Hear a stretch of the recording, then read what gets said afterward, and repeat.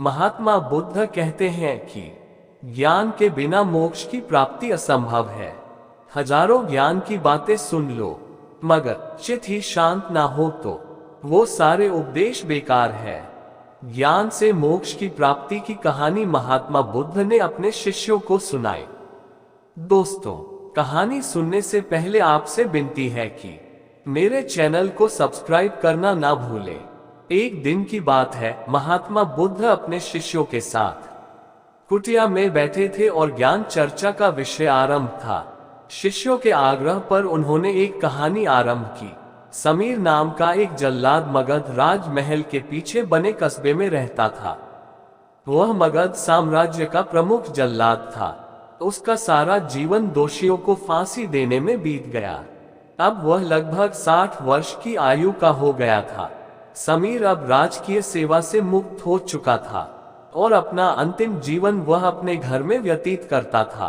अपने जीवन काल में किए गए सभी घटनाओं को याद करता और पश्चाताप करता।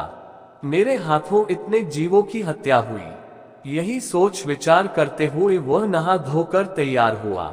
जैसे ही वह खाना खाने के लिए बैठा, दरवाजे पर आवाज आई। समीर बाहर निकलकर देखता है तो एक भिक्षुक उनके द्वार पर खड़ा है, जो जान पड़ता है काफी दिनों की तपस्या के बाद उठा है और भूख से व्याकुल है। समीर तत्काल अपना वह भोजन स्वयं के लिए था वह भिक्षुक को समर्पित कर दिया। भिक्षुक की भूख शांत हो गई। भिक्षुक प्रसन्न हुए।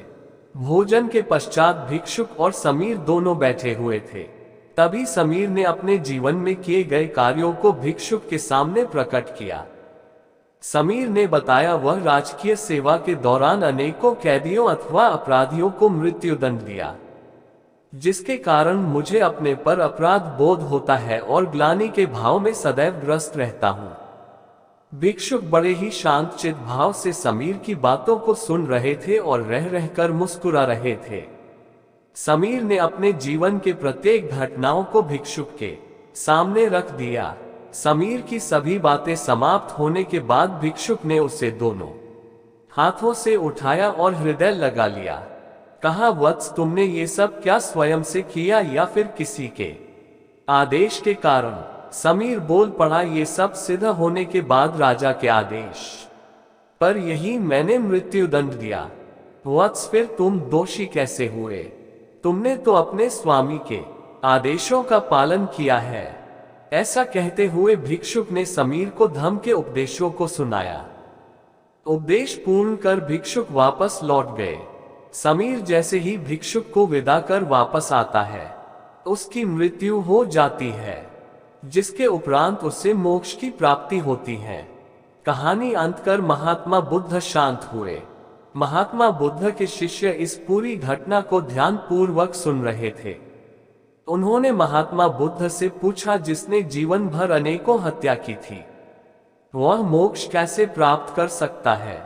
महात्मा बुद्ध मुस्कुराए और अपने शिष्यों को समझाया, जिसने जीवन में पहली बार ज्ञान की प्राप्ति की हो, अंत समय जिसका निकट हो और ज्ञान के शब्द उसके कानों में पड़े हो, वह मोक्ष की प्राप्ति कर लेता है।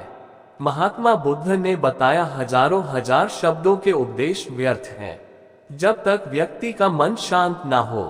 मन शांत होने पर एक शब्द से भी ज्ञान प्राप्त हो सकता है। ज्ञान से ही मोक्ष की प्राप्ति संभव है।